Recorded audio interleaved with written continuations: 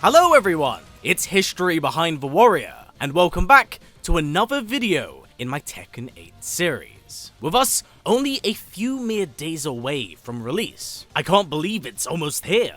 Today, I wanted to cover our final character trailer, the darker half of Jin Kazama, and the split monstrous side of Kazuya Mishima, Devil Jin. But whom exactly is Devil Jin as a character?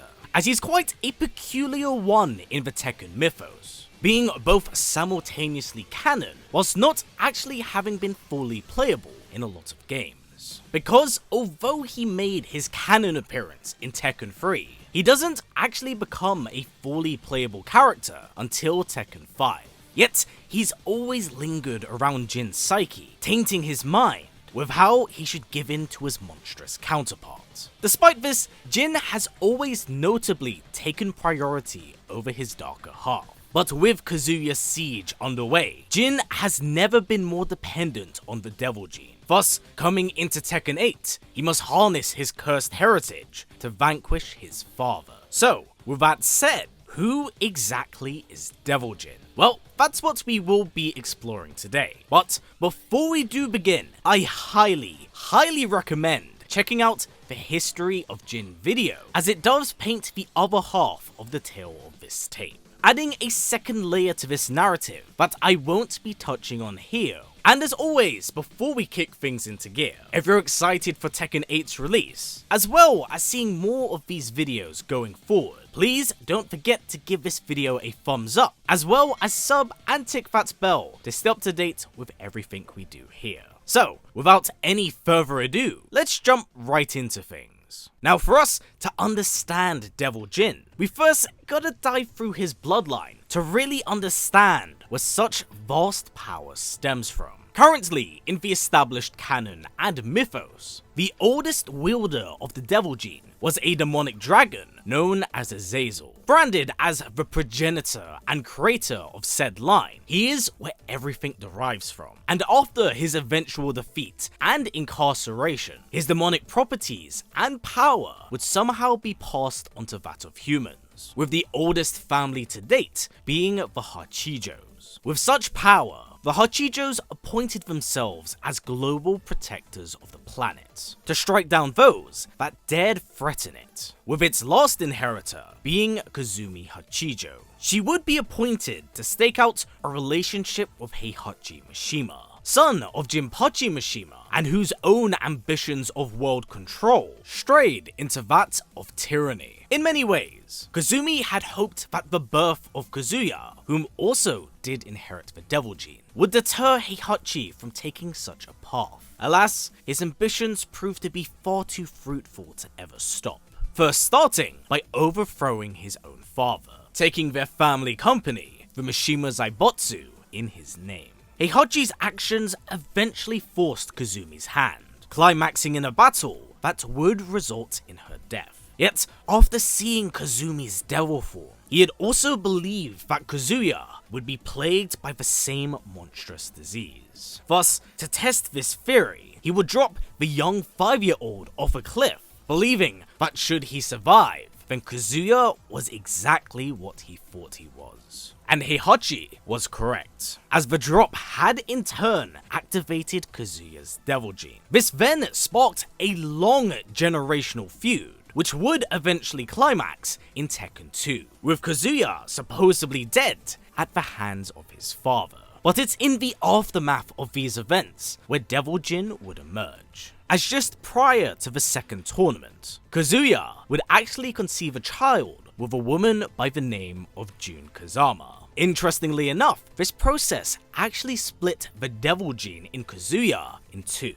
with one remaining in him and its other half residing in Jin. So coming into Tekken 3, following his father's defeat, Jin would be raised completely oblivious to his father's bloodline, as it would be Jun that would raise and protect the young man. Although he retained the Devil Jin, his very unique Kazama bloodline would actually suppress it. So in his early years, he knew nothing about it, as it did largely lay dormant. But that's not to say that he was out of its grasp. Although we've established that the Devil Jin is in fact genetic, it also retains some supernatural properties, one that has its own sentience, as Jin is the dominant host, whereas Devil Jin is the duality of his psyche, one that manifests in a monstrous form. So coming into Tekken 3 is where Devil Jin would make his very first appearance. Following Ogre's rampage and hunt for fighters, Jin's mother would mysteriously disappear in this conflict. And thus, because of this, Jin had never been more vulnerable, being branded by what looks to be the spirit of Kazuya's Devil Jin. With June out of the picture, he sought out training from his grandfather, wishing to vanquish his mother's killer. And this is a goal he ultimately achieved in the climax of the game. Tragically, this all came at the cost of a heart-shattering betrayal, as Heihachi, having been familiar with the Devil Jin, would line up and shoot Jin down, wishing to end him before he could learn more of his birthright. Yet, much like Kazuya, all Heihachi had done was awaken his Devil Jin. The emergence of this form would actually save his life, healing his wounds, and marking the first canonical appearance of Devil Jin. It was in this moment where he would lash out, quickly dispatching of the Tekken Force and defeating his grandfather. From here, Jin would soar off into the night to recuperate and recompose himself. So coming into Tekken 4, Jin is forced to come to terms with his heritage, as well as his accursed bloodline, seeking to end it during the course of Tekken 4. Whilst Devil Jin does not make a playable appearance, there is an interesting visual take on the character, where after Jin is restrained by Heihachi, he's left in a sort of limbo state, where Jin is in full control of this form, without being consumed by its bloodlust, going on to defeat his Mishima ancestors, as he once again does fly off into the night. Once Tekken 5 begins, is where everything begins to change. In this installment, Devil Jin actually emerges as his own fully fleshed character, utilizing Jin's old Tekken 3 style of Mishima karate, opposed to his current Kazama style. Thus, Devil Jin actually serves as a way for legacy players to play an older version of the character, yet one with a modernized flair to it. Canonically, Devil Jin does appear once more, playing a very minor role in the greater narrative, as his body for the most part is piloted by Jin. However, he does make 2 appearances in this installment. Once during the starting cinematic, where following Heihachi's death and the re-emergence of Jinpachi Mishima, a shockwave of power causes the resurgence of the devil in his veins, lashing out at a forest and completely devastating it. Following this, Jin is able to regain his senses, then proceeding to participate in this game's tournament. Yet once again, Devil Jin makes another appearance, this time following Jin's near defeat to Hwoarang. The Devil Jin rising to the surface causes the fighter to be turned into a bloody pulp. Whilst completely unintentional, Jin doesn't regret its actions, as it would allow him to go on and defeat his father. Now from a non-canon perspective, through his arcade ladder ending and prologue, in the aftermath of Tekken 4, instead of Jin regaining his senses in the forest, here he is actually fully consumed by the Devil Jin, appearing 2 months later to consume Jinpachi's power. And that he does. Although Jinpachi was not tainted by the Devil Jin, the demonic spirit that had infested his husk was nothing more than a feast to Devil Jin, eclipsing the world in his shadow. Coming into Tekken 6, despite his villainous role, he actually at no point transforms into his devil form,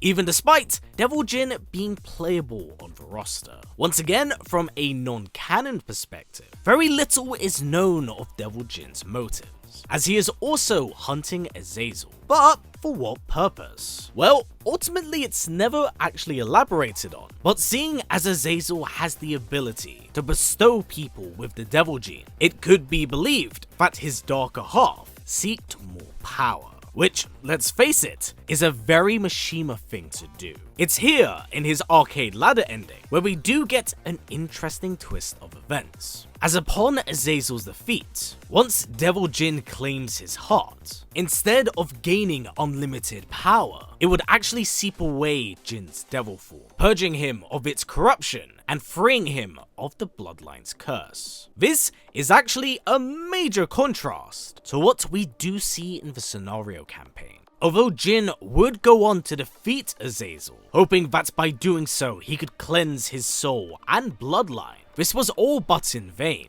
as Kazuya would still retain his Devil Jin, as does Jin coming into Tekken 7. Now Jin is largely absent in this game, recuperating from his fight against Azazel. Even so, he does have an ever so loosely canon story, and it is actually one that does largely play into Hwoarang's design. As not long after being recovered by the UN, Jin would be able to escape their clutches, as the Devil Jin would surface once more. By escaping them, he does actually encounter Hwoarang, who at this point had in fact been hunting him down, seeking to even the odds after the 5th tournament. Now, depending on which character's perspective you're playing from, ultimately determines the victor of this bout. If Hwoarang wins, he saves Devil Jin from an oncoming explosion, in turn actually damaging his eye. For Devil Jin, it is very similar but with extra steps, where in the aftermath of his victory, he would attack the soldiers that assaulted them. We don't currently know the true outcome of this battle, but it was still definitely worth touching on, considering how we are handling non-canon material. By the end of the story, it does look like Jin is able to maintain some form of control over the Devil Jin, albeit a fraction from what we've seen before. With that said, we've actually seen in early previews Devil Jin actually going toe-to-toe with Kazuya, duking it out in their devil forms. But from trailer to trailer, the future of Devil Jin does look to be quite bleak, as we see Kazuya utilize a completely new devil form that possibly hints that both sides have been united. At the end of the day, this is a tinfoil hat theory, but something I definitely wanted to note, as this game is peddled as the climax of the Jin and Kazuya feud. So with that said, this has been it for my coverage of Devil Jin, a very interesting take on the poster boy of the franchise that not only feeds into its very deep lore, but also caters to the older fans that may be focused on gameplay, giving you the older style of Jin Kazama, whilst adding a modern twist from what he previously had. Whilst yes, he's definitely had quite a minimal impact on the canon. He's always been a very interesting contrast to Jin, a permanent, ugly reminder and parallel of the sins of the Mishima line and how it could influence him. So I'm super invested to see what becomes of Devil Jin and how exactly does he stack up against Kazuya. But with that said, everyone, that has been it for me. So as always, stay strong, stay well, and keep on fighting. Take care, everyone. I'll catch you in the next one.